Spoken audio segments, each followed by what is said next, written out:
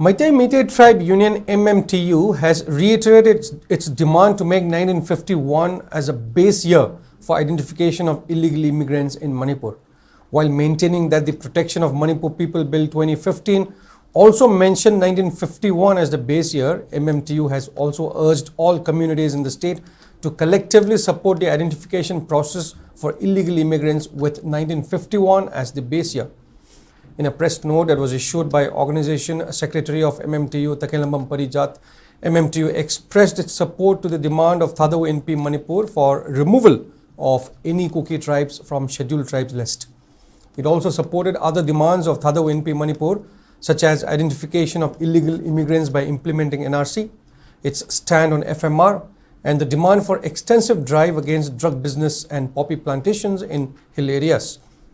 While justifying the demand for ST status for Meitei community, MMTU mentioned the scheduled tribe list issued by British India in 1891, Assam province primitive tribe list of 1921.